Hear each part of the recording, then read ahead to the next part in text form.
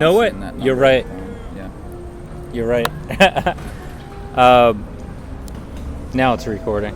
All right, this is Uncontaminated Sound, back on the field with Jeffrey Lewis.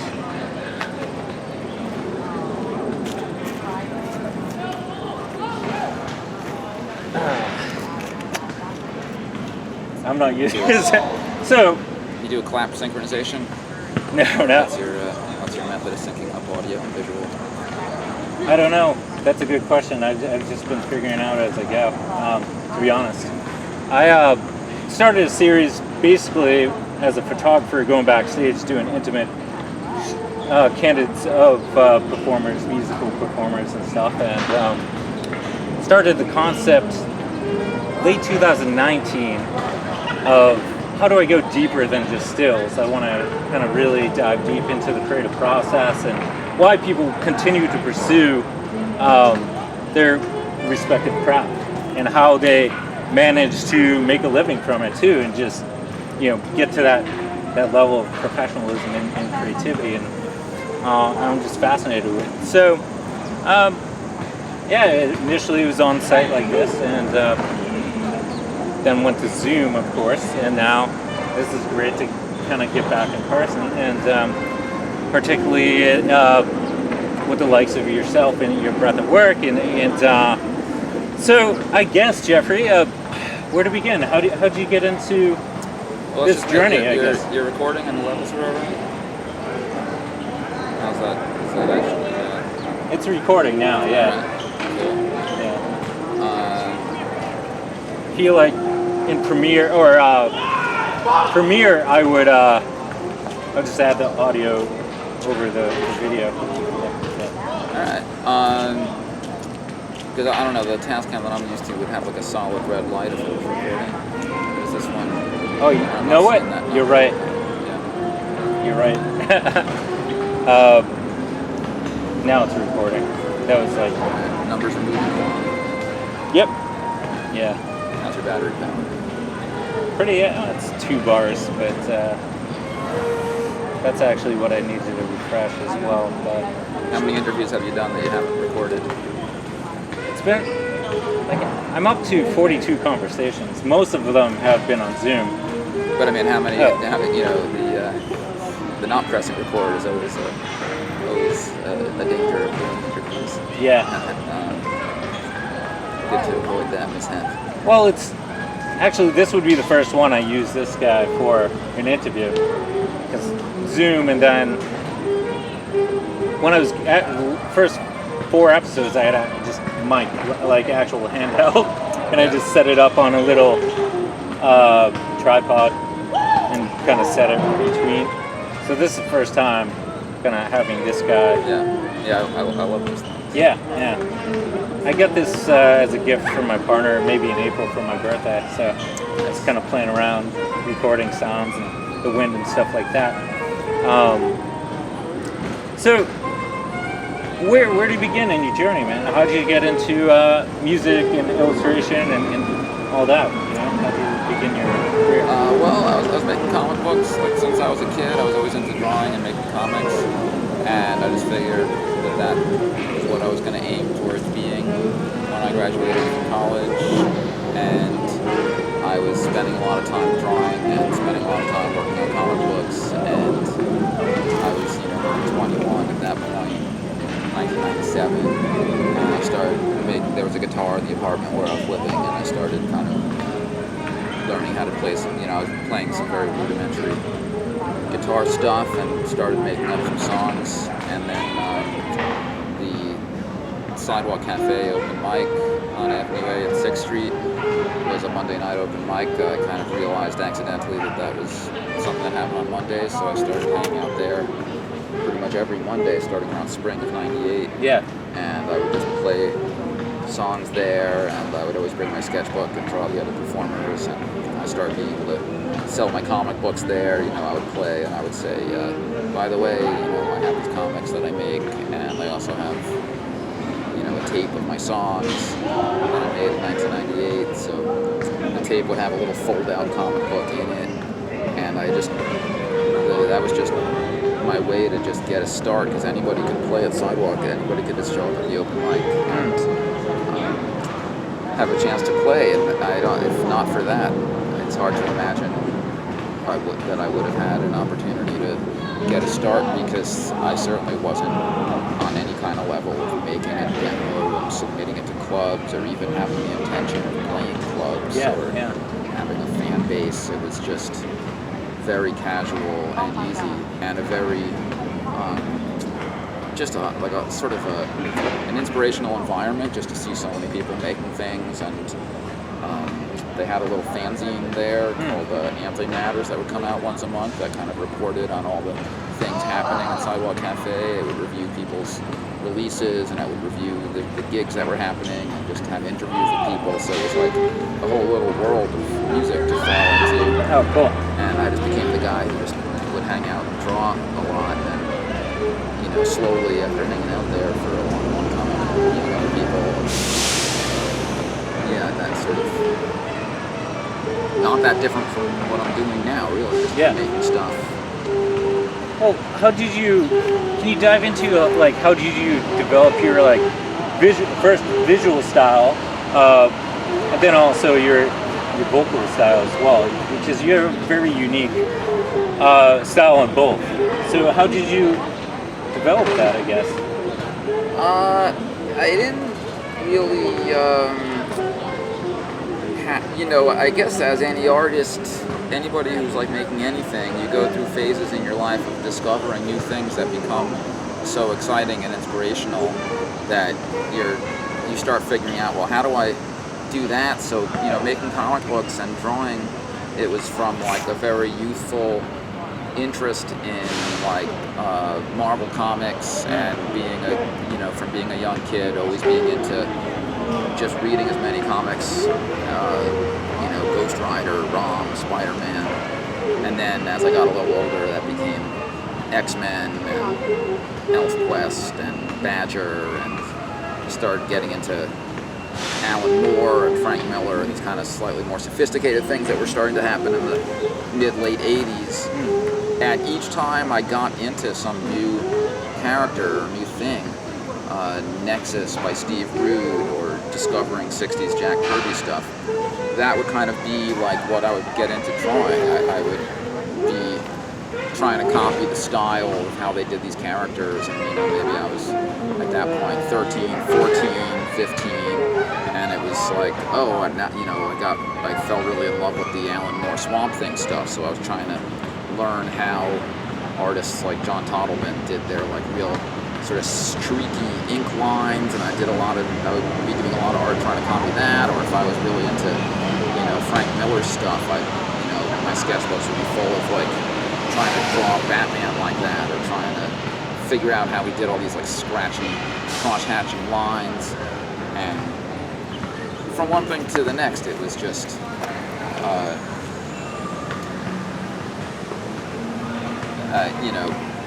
one influence after another. And by the 90s, when I was in college, it was more of the alternative comic stuff, like 8 Ball, and then Joe Matt and Peep Show had a big influence on me, Chester Brown, Jim Woodring, Charles Burns, all these a lot of black and white, very kind of graphical, slick brushwork, and I started to trying to learn how to use a brush better. Yeah. And always just making comic stories, whether it was a 5-page story. When I first graduated, I spent that summer working on a 40-page comic that was the longest story that I had done so far. And just trying to submit my stuff to magazines. I might get a little spot illustration in some local magazine that would pay $20, or just hustling up from basically from nothing, from having the most bare bones approach of walking into places and being like, does anybody need an illustration, or trying to sell my comic books in Washington Square Park, does anybody want to buy a homemade comic for $2? But stylistically, it was just it wasn't like anybody. You don't necessarily have one specific goal. I just wanted to be really good. I just wanted Yeah. my comic book writing and art to be on as impressive a level as possible. From the technical, like, perspective drawing, I wanted to learn how to, like, draw buildings in a three-point perspective. I wanted to learn how to do the shadows and really kind of solid panels with areas of solid black, and trying to get the lettering better, learning how to use a lettering guide. So my comic book work was always very much focused on how do I learn how to do what these professional people do? Like, what are they doing that makes it look that way? What tools are they using? And what do I have to focus on? Like, how do I get from where I am to where they are? Because it just seems like this gulf of skill that somehow some people are able to get there. And then meanwhile, discovering Daniel Johnston in the mid-90s just totally altered my perception of what songs and music were. I'd always been, listening to music at teenage years, very into music, listening to records all the time. But the idea of, like, making songs was not something that was part of my world. I was just, making comic books and becoming an illustrator and writing comic book stories was my whole focus. But just the loneliness of being out of college, not having that much of a social scene, not having any money, not having any, like, validation from the world, and just being like hoping that somebody would like the art that I was making, going around getting the rejection letters for the comics. It all just had this very deep-rooted loneliness and alienation and isolation, and there was something about the way Daniel Johnston put his passion and his wit and his way of dealing with loneliness, isolation, unrequited love, feeling rejected by the world. It was so just remarkably compassionate and unsexy, and you could talk to 100,000 people about what effect Daniel Johnston had on them, but it was truly, life-changing in a absolutely literal sense, that it just opened this door that I could express my existence in the form of simple songs that told just how I felt. And the fact that I wasn't a musician, the fact that I wasn't a singer, the fact that I didn't have any gear, I didn't even own my own guitar, I certainly didn't have an amplifier, I didn't have anything at all.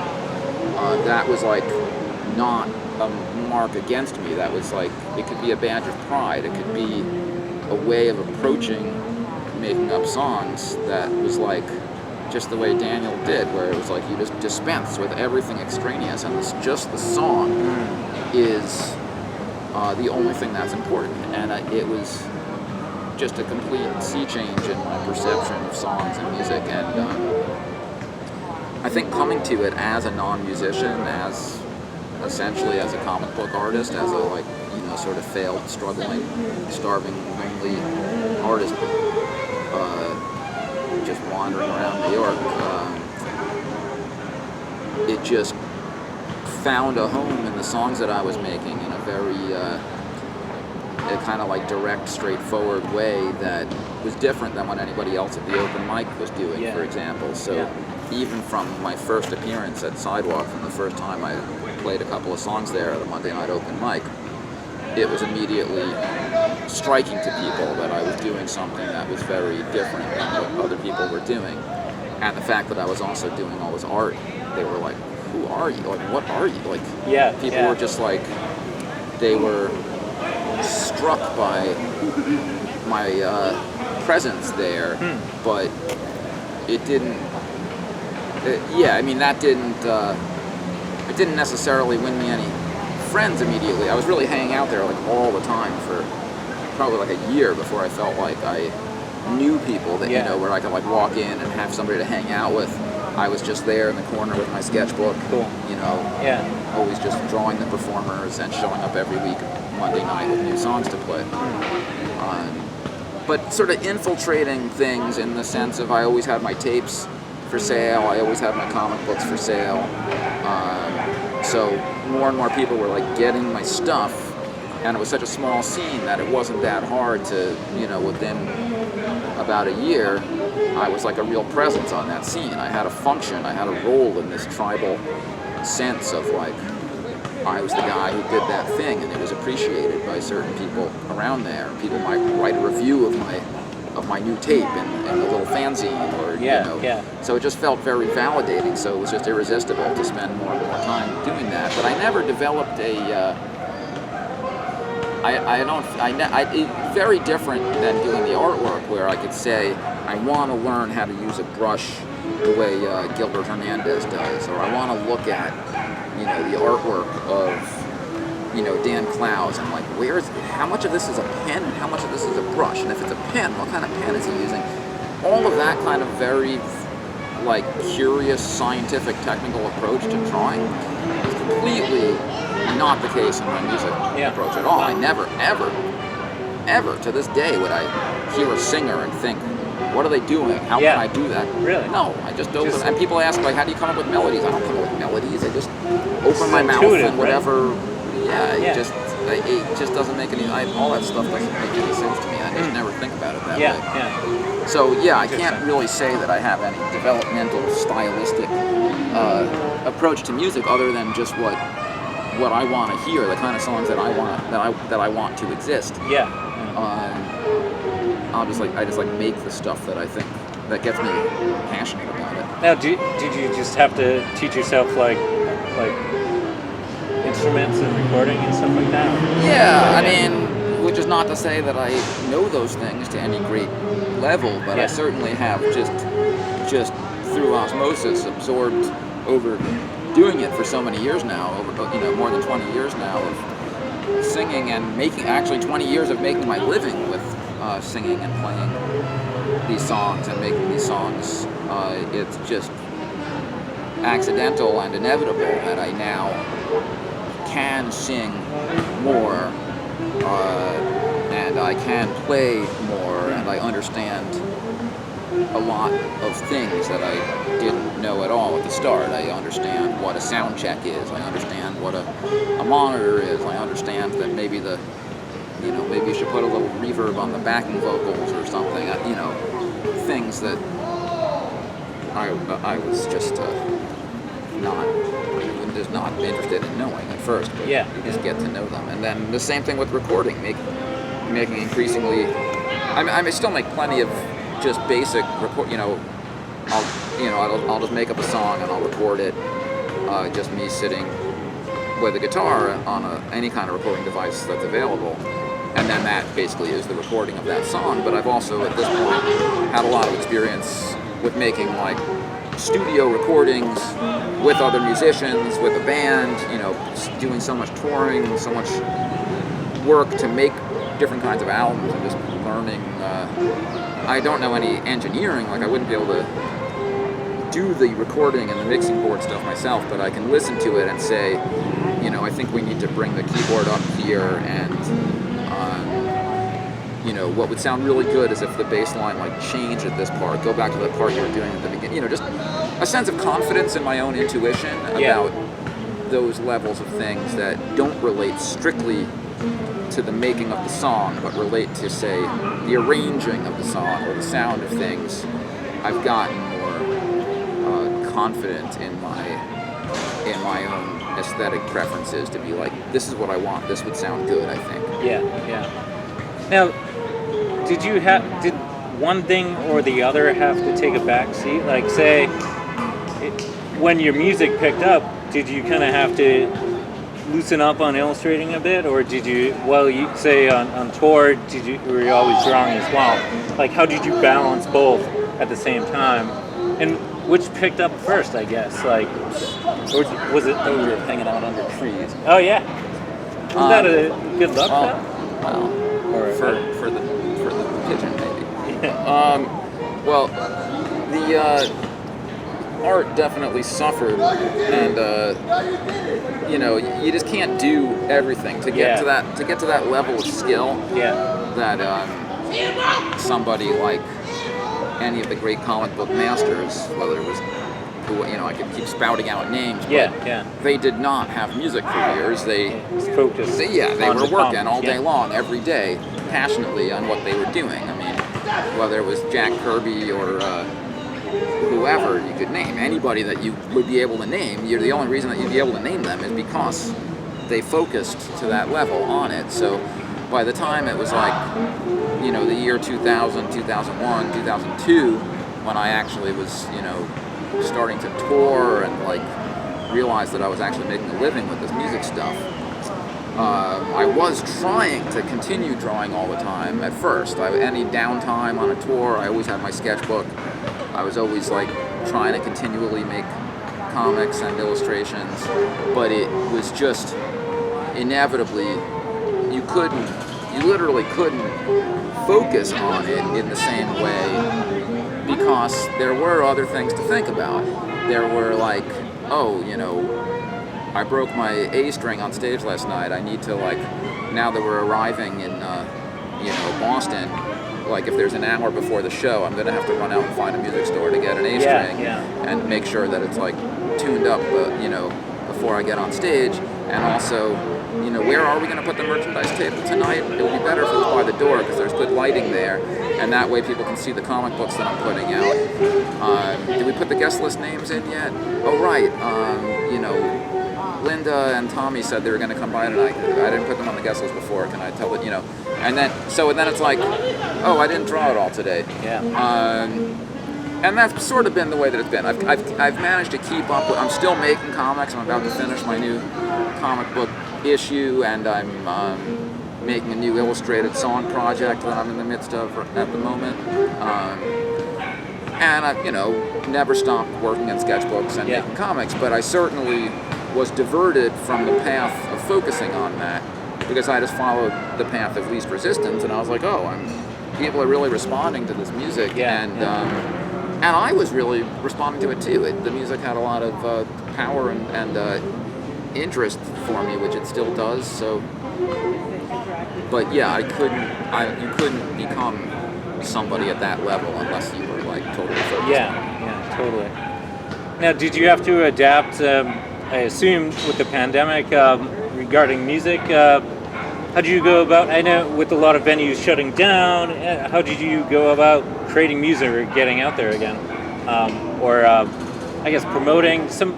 I know a lot of musicians did live streams and stuff like that, but I kind of got oversaturated. How did you keep up the momentum of your work? I guess musical work. Well, it has been a really disheartening struggle. I mean, to be, literally 20 years of my life building up certain skill sets and having the rhythm of my life revolve around being able to do certain things at different, my year and my income and my sense of purpose on planet Earth and my sense of like what I'm doing has been cut adrift since the beginning of the pandemic, and I'm still, nobody knows how much it's going to return to normal or what the new normal is going to be or how much all of those things that had woven themselves into the DNA of my self-perception, how much of that is maybe not going to be able to be part of who I am, or it's just unknown. But it has certainly totally sucked to be out of work for a year and a half and more than that, and it's not like I'm getting back to work tomorrow, so it's going to be at least 2 years, and we don't know. But my ability to make a living through this time was based on first tremendous amounts of trial and error in the first few months of the pandemic, and in some ways the extreme severity of the lockdown in New York City really helped that in a way that has been lost right now. Not that I would want to return to the days of the really intense stress of being locked in the apartment for months on end. But there was something about that complete focus that allowed me to get a tremendous amount of work done that within a few months I sort of was able to figure out where to best put my energies after trying a number of different things, from filming, learning how to use editing programs to make a music video in my apartment, to learning how can I make a split screen where I can film myself doing my illustrated songs. So you see me playing the guitar here, but I'm showing the artwork over cool. here. Yeah. Or what new illustrated song projects can I do now that I have time to focus on it? Or what new songs can I write? Or how can I release these songs? Should I put them up on streaming? Should I put them on my Bandcamp? Should I do live performances of them and put that on YouTube? Should I, I was basically just all day long, every day, from waking up to going to sleep, I had a list of about 17 tasks, and I would just set my phone timer for 1 hour. I'll spend 1 hour working on a new comic, the phone would go off. I'd spend 1 hour working on a new song, the phone would go off. I'd spend 1 hour updating my website, making my new website, the phone would go off. I'd spend 1 hour doing the packing and shipping for the people that are mail ordering stuff for my site, the phone would go off. I'd spend 1 hour rebooking the tour dates that I had to cancel, but of course all the rebooking ended up getting canceled also. But that was it, from morning till night, and then plus, cooking, cleaning, trying to do exercise, so I, had some physical activity despite being in the apartment. And the days and weeks and months went by, and by the time it was autumn, after it had been about, 6 months of pandemic situation, I was seeing real income coming back to me from certain projects and not from others. So it was a real lesson of, okay, this is your new job.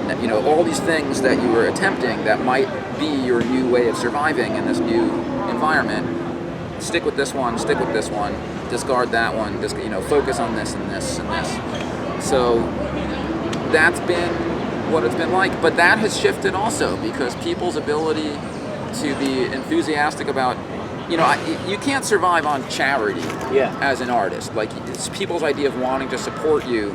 Okay, that's nice, but that has a limited shelf life. Like, as an artist, it's just do or die in being essential to people's lives. If you make something that somebody has to get, and they're like, I can't wait for the new Jeffrey Lewis comic. The last one was just so fantastic. I heard there's a new one coming out. I'm going to get it the first day it comes. Actual enthusiasm, not I want to support this guy by sending him $10. But actual, genuine, like something that you're looking forward to. I can't wait till the next time I see this band play. I can't wait till the next thing they put out. That level of essentialness is the job of being an artist. I feel like if you're not essential, you haven't done your job. Then you're like a cabinet maker who makes a cabinet that's like collapsing. And it's not, the job of the artist is to be so intense that you're just, somebody has to, and not only has to get it, but tells their friends and relatives, like, you have to check this out. This is the best thing, this demands your attention because this is so great. So, that sort of stress and pressure never ends, because no matter what you accomplish, you have to accomplish that again, and the novelty of it has to be constantly. You can't just do the same thing over and over again. You have to. I have to get excited about the new project, so that's just the way it's been this whole time. It's like, what can I come up with? And I'm very excited about this new project that I'm working on right now, and I can't wait to debut it for people, and I hope that other people are going to see it and be like, oh my god, I can't believe Jeffrey just did, I'm excited about him all over again, whatever it is. Or maybe it won't, maybe it'll kind of fly. But right now I'm just going from one thing to the next, that some things take longer to complete than others, but whether it's songs or whatever it is. Well, you have a pretty strong super fan base, right? Like that's, or I guess that's depends. Like I've read somewhere you need like 500 to 1,000 really good fans to make a solid living from your art, and that's an interesting statistic. Just like basically, I don't know. Just like it was one of those creativity books, of like how to be not how to be, but like. Just advice on how to make a living from your arts, and it was basically saying that you just need like about 500 to 1,000 people to really enjoy your work and keep on, like being the super fan first purchasers, like every super fans, I guess, right? For lack of a better term, or just lack of thinking right now. So how did, I don't know, it's, I guess, I don't know where it was going there. It was just, more of an observation I'm recollecting from a book I recently read on that, but... Well, my first thought in response to that is that it's just relative to how much it costs you to make what you make. Because if I make an album, say I just record a bunch of songs onto this recording device, and it costs no money to make, and I put it on one of these internet platforms, whether it's streaming through like a DistroKid distribution, digital to Spotify and whatever, or whether it's up on Bandcamp, or whether it's on YouTube, or whether it's whatever platform it ends up on. It costs no money. There's no manufacturing cost because I'm not making physical copies. I'm just putting it on the internet. And there's no recording cost because there's no musicians, there's no studio time, there's nothing except just making some recordings and putting them right. At that level, if you have your 1,000 fans, the 1,000 fans that support everything that you do, and they all buy a copy for $10 or whatever from Bandcamp or whatever it is, 1,000 times 10 is $10,000. You've made $10,000. Yeah. Okay, that's money. That'll get you through a few months of rent, or depending where you live, or whatever. But that's if you spent nothing on recording, manufacturing, shipping, packaging. So a lot of people spend $40,000 making a record. Yeah. 1,000 fans is not gonna. What's that gonna do when you have a $40,000 record? If all 1,000 of those fans buy it, and if all 1,000 of those fans come and see you play, have to be like at $70 a CD, right? Or so the number of fans that you need to make what your opinion is of what making a living is, and what your fan base is, and what it costs you to make what it is that you make, just shifts the baseline. Just shifts. That's a good point. That. Yeah. Of course, having 1,000 people that love what you do is a wonderful feeling. It validates you. It makes you feel like it's a lot better than having 5 people, because then you just feel like, what I'm doing is not. It might feel really. It might be wonderful, excellent, powerful, fantastic art, but if it's not translating into other people recognizing that, it could be very disheartening and frustrating for somebody. And there's a lot of people operating in that realm, and I am to some degree. It's not as though I'm like, you could name any artist that you could name would be more well known than I am, but I have enough. I've gotten enough support, and there's enough people that are enough people like feel strongly about the things that I've done, that it has kept the whole boat afloat. It's hard to imagine if I would do something else. I mean, this is just what I do. I guess but how many actual fans there are, I don't know. Yeah. Oh yeah, it's just like, but thinking about like the way you put it, like, it would only be like 10,000, for low overhead or zero overhead, and like, that's not really a living, right? It's not a salary. That's only a few months. Yeah. So it's like, you gotta be wary of those numbers spewed out from those books and stuff. I mean, it makes sense on a certain. I don't know. I mean, I don't know. It's a fun thought experiment anyway. But you would have to have a sustainable project for a year that would earn you a yearly salary, though, not just like 10K for like, a few, 1,000 CDs, Well, that's where touring was always the driving fuel of the major input of money that kept everything else going. I mean, everybody has known that for decades. That's, unless you're in a very rarefied position like the Beatles, where you can afford to not tour, there's not that many artists that in the music realm. I mean, but the alternative is very, doing say commercial, having your people want to get all these placements as they call them and have their work getting advertising money, which is very distasteful to me. And I don't know. I mean, I guess if there was some desperate circumstance, I might have to reconsider that. But it's. What if it was like an organization that did good work, or you really were into what they were doing? Oh, sure, of course. But then why would I want to take their money? That's true. Yeah. Right. That's it's like But if they were like, Jeffrey, we love your stuff. We want to give you some money if you kind of push or whatever, partner with us, on whatever level or whatever circumstance. Yeah, I guess. Yeah. But I mean, generally, the big bucks, there's like selling out to like Gillette or something, like big corporations. Well, because I just think of it at that point, you're not selling your thing, you're selling their thing. It's like, oh, well, that's true. Coca-Cola is a product. I'm going to assist in the selling of Coca-Cola by lending my creative support to that. Or a car, I'm going to assist in selling cars. I'm going to assist in selling whatever it is. Yeah. Because what you're selling is not functioning somehow. But why? It shouldn't necessarily need to. I mean, a lot of my favorite artists of all time barely made any money. Yeah. It doesn't reflect on the art. But the art of the survival of it is something that is interesting to me. Well, it's like some of my favorite artists as well became famous post-mortem, like particularly writers, Sure, there's tons of that. I mean, there's probably more. And photographers as well, too.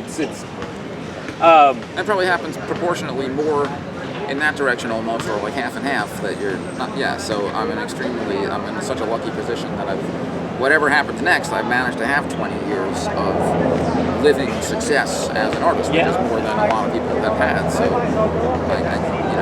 Now, just wrap back more historical stuff. Did you actually study art in school or in college, or? I was a literature major, cool.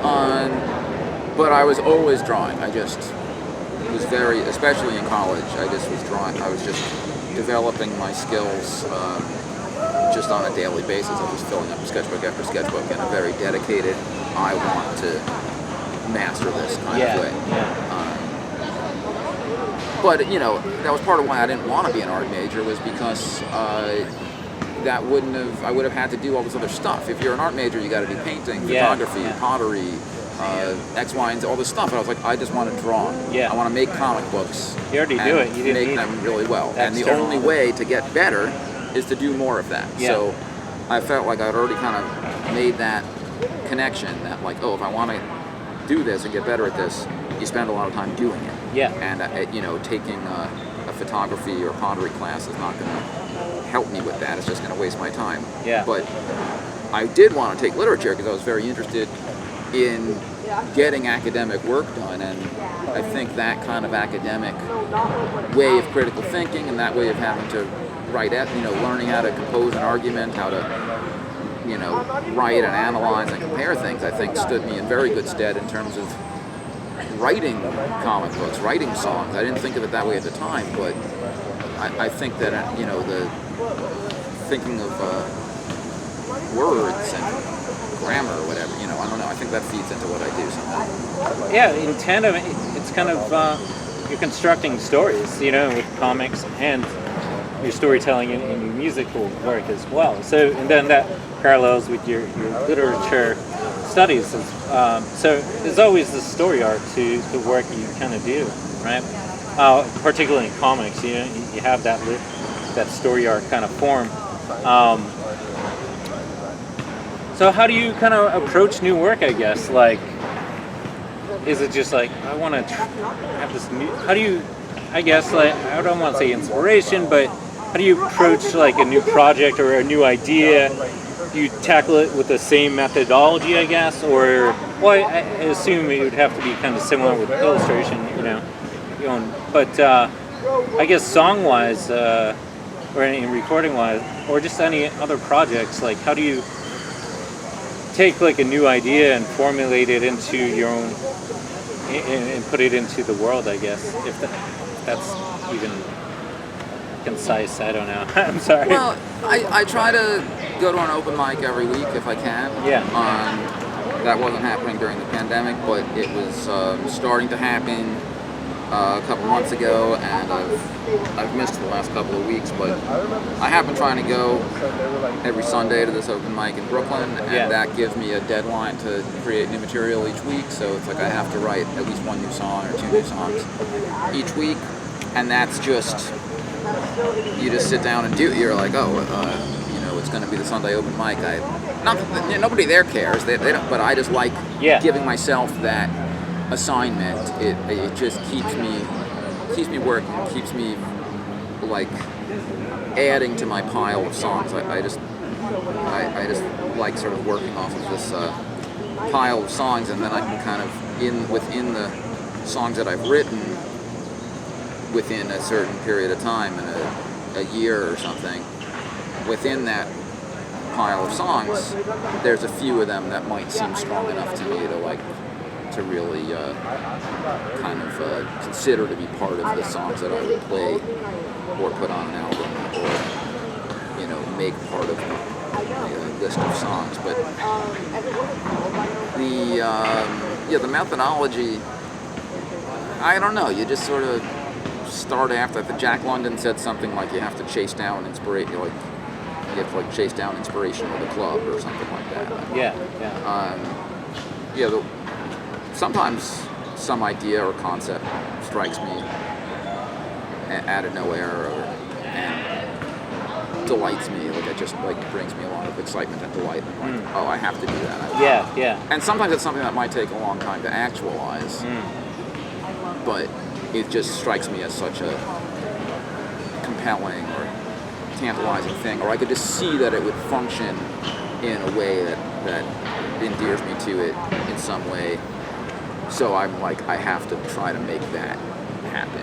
And then you just kind of go through whatever processes, steps that would make that manifest. Now, I guess, I don't know, where do you see,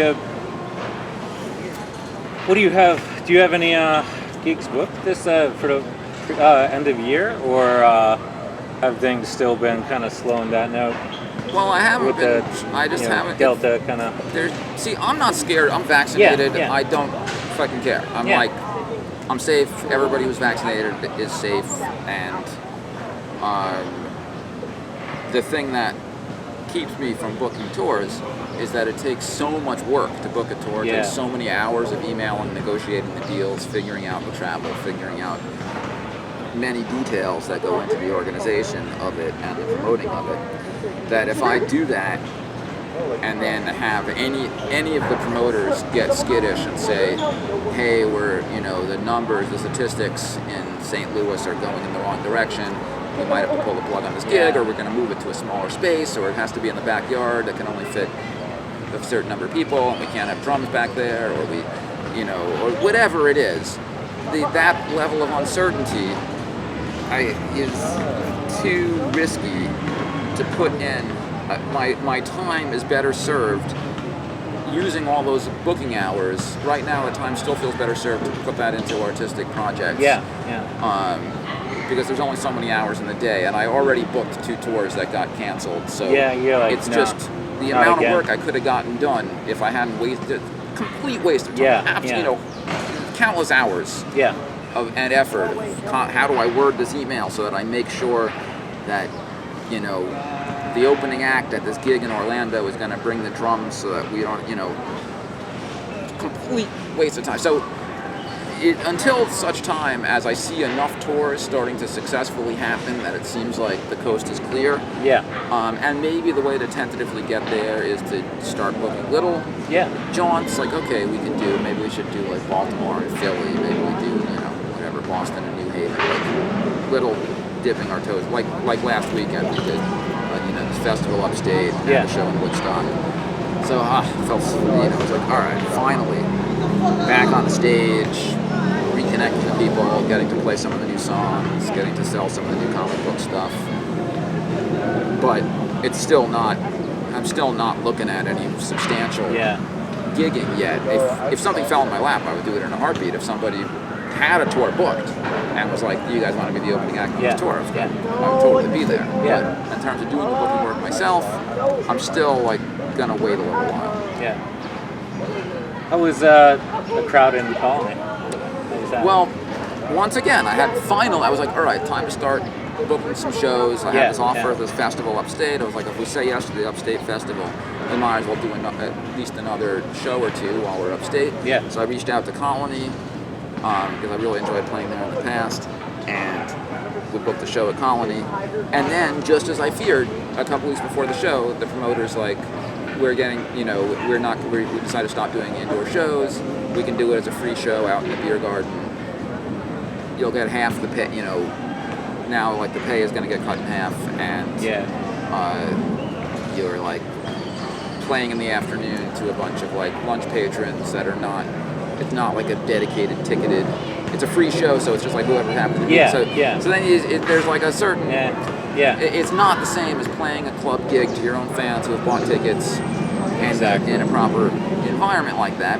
But it ended up being a really wonderful afternoon, and I feel like we had a great show, made new fans, sold a lot of merchandise, felt very, it just felt very much like, this is what it felt like a reconnection to a part of my life that was still vibrant and still functional, and that was such a relief to be like, I can still do this. If it happens now, if it happens in 6 months, if it happens in a year, it's still in there. People that have no idea who I am, have never heard of me. Yeah. Even if they're just there to eat lunch, they're going to be hearing this and coming up to me afterwards and being like, "What was that? Like, how do I find out more about your stuff?" Like that, and having these interesting meeting new people, having these conversations. So that it gave me a great sense of reconnecting to that purpose. That was like a good thing. It was necessary. Now, you grew up around the area, right? In this area? Yeah. East Village area? Yeah. Cool. Now, would you ever leave? Or have you left, and why did you come back, and what's really special about this area to you? Well, I mean, everything is like, real estate is a tremendous factor. I left because I had no affordable place to live at that point. So I went to Austin, Texas briefly, and then and now I have an affordable place, so I'm here, and I'm here for the long term until that situation might change. But I'm also not like it doesn't seem wise for me to leave that situation. While I have this great situation, I wouldn't want to give it up. I love being here, and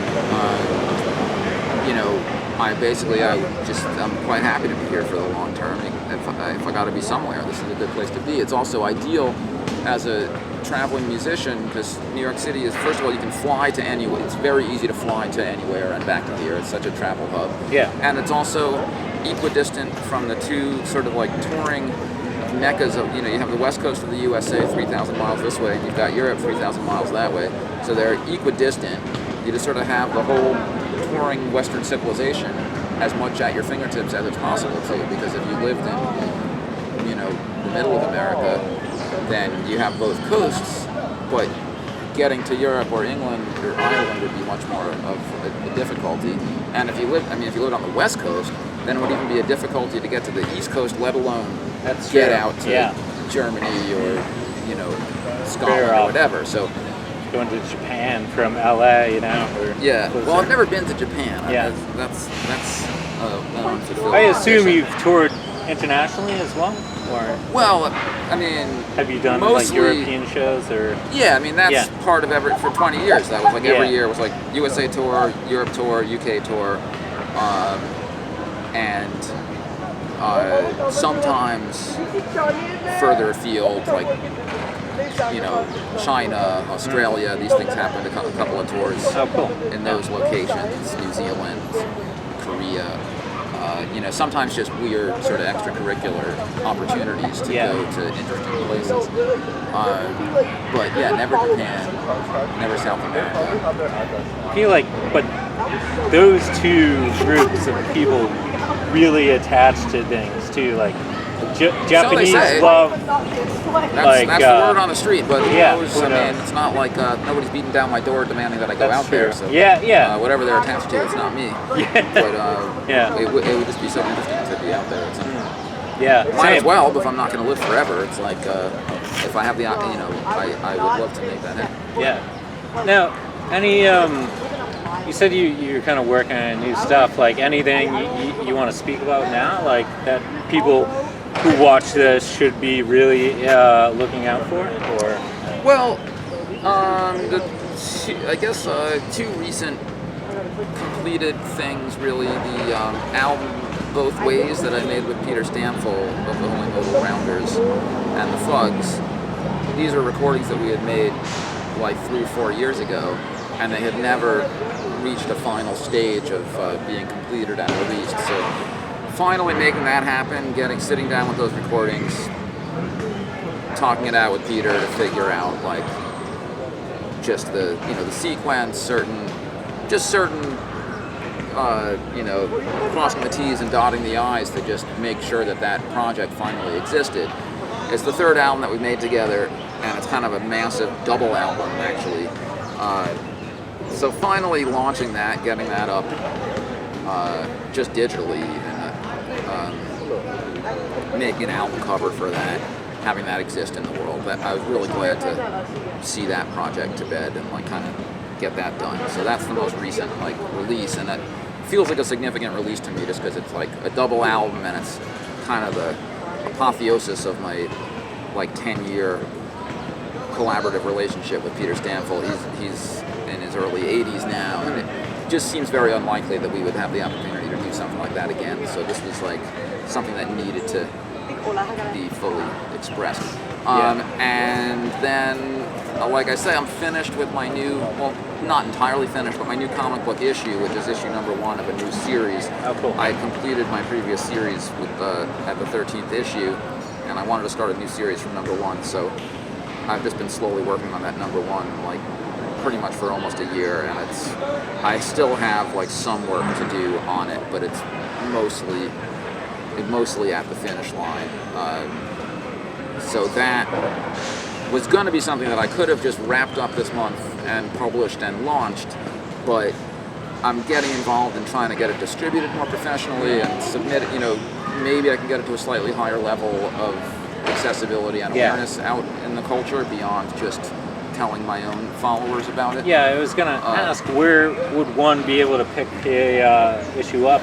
Is it directly through your site, or it's just been, without being able to tour, it's just been mail order. I've just been living off my mail order. That's kind of one of my major sources of income this whole year, is like putting projects on my website and mail order, and working with Paige Brubeck from the band Sleepy Kitty has been sort of my collaborator on my mail order website business. So between Paige and I, we do all of the paperwork and the shipping and the packing and customs forms, and so that's kind of been a really important, like, fundamental financial part of my business this whole time. It's just getting the products on the website and getting them out there, whether it's posters, comic books, records. So that's been the major outlet for my comics without being able to tour. But store distribution would be a nice way to move more product out into the world. It's just such a disconnect between the kind of indie level of making one's own stuff to then get plugged into the really official world where it has to have a barcode on it, it has to be like registered as an official product, I can't get too jokey about the cover, I have to like make the price and the issue, I have to like adhere to certain professional standards that don't allow me to play around as much as I'm used to playing around. Yeah. But that could be a good challenge, and I'm going to give it a shot anyway, just to see.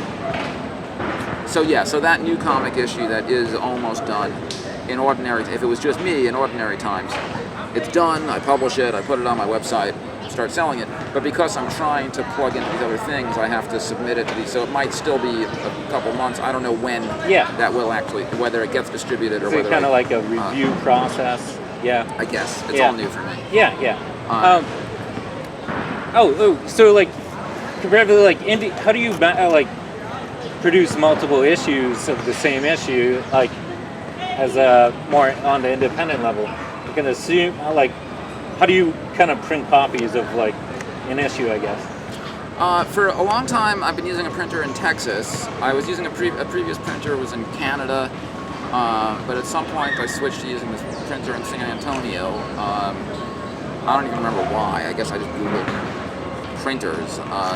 So I send them, once I get all the art done, I scan it in, I sort of format it correctly, and I just send all the art files to them. Oh, yeah. And I say, what's the current price, you know, at this point they kind of know. I've been working with them for years, so they're just like, hey, nice to hear from you. Yeah. So I always need to hear the updated prices, because things are always getting more expensive or shifting. And of course my page quantity change, I'm like, this new issue is going to be, you know, 40 pages. What would it cost if I make 3,000 copies? What would it cost if I make 2,000 copies? What about if I make 4,000 copies?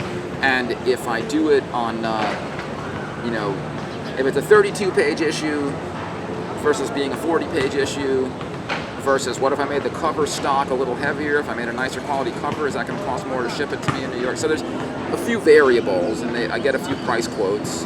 And then I just pull the trigger on it, and I'm like, all right, let's do 3,000 copies, 32 pages, normal cover stock. You know, shipping will be $900. Tell me when the box, you know, it's going to be 30 boxes arriving at my apartment. I got to be there when they deliver them. Yeah.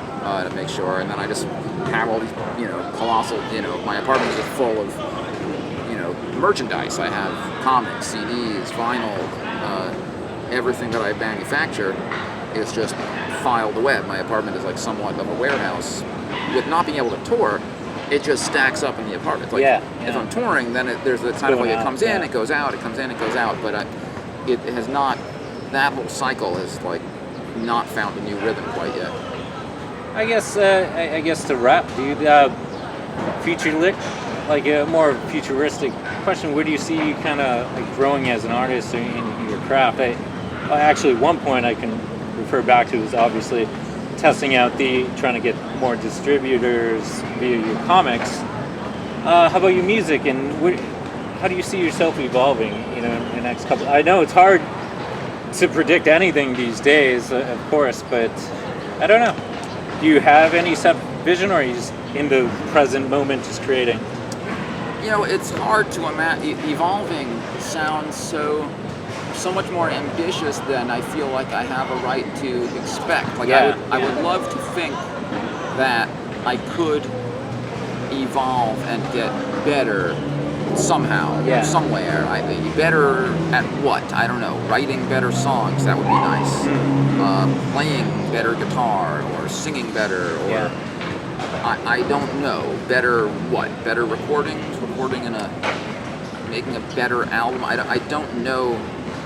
We're making better comic books. Yes, I would like to do that. I don't know how to get better. I don't see, other than just continuing to do what I'm doing and hold myself to standards of my own perception of what is worthwhile and what I'm doing and what seems more discardable and what is worth like working on and what I set aside.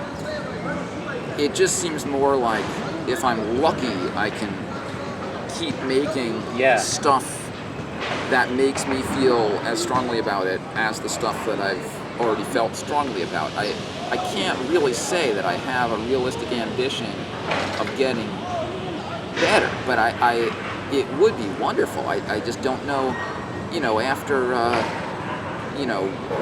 name any artist you can name that's, after, I'm not like a Paul Simon completist, right? But Paul Simon, after he's been making Paul Simon records for, 15, 20 years, does he think that the next one is going to be better?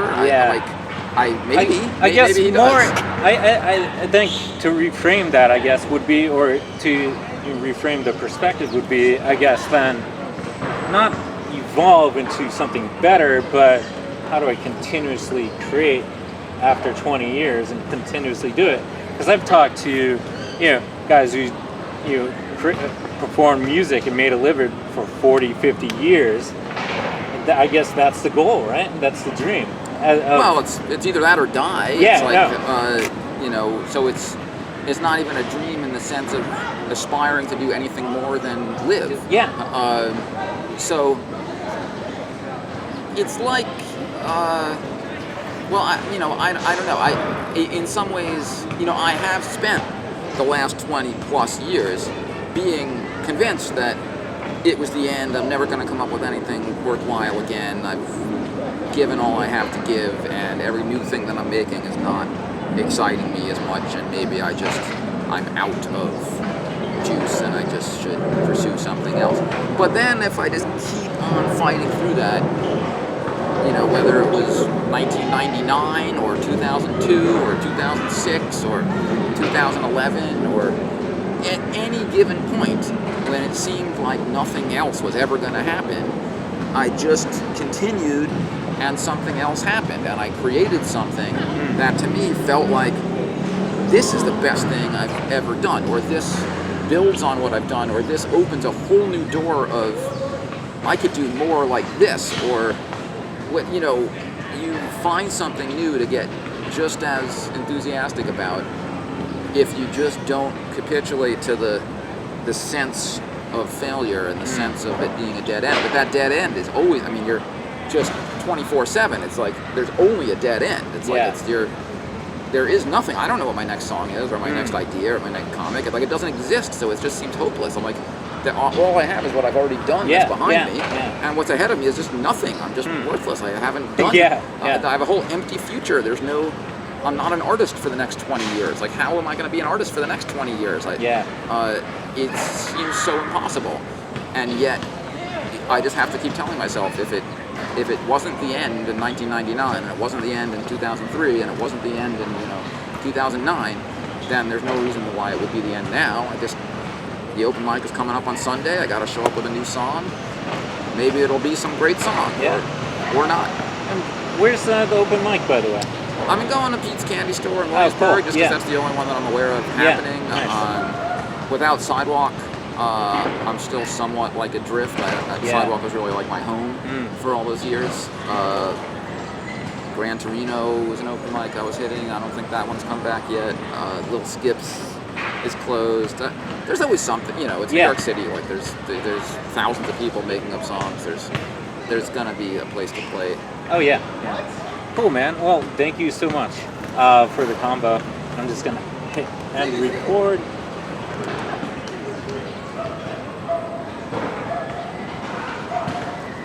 If you hit stop, I think that should keep it as a file or something. Hopefully this guy has been recording.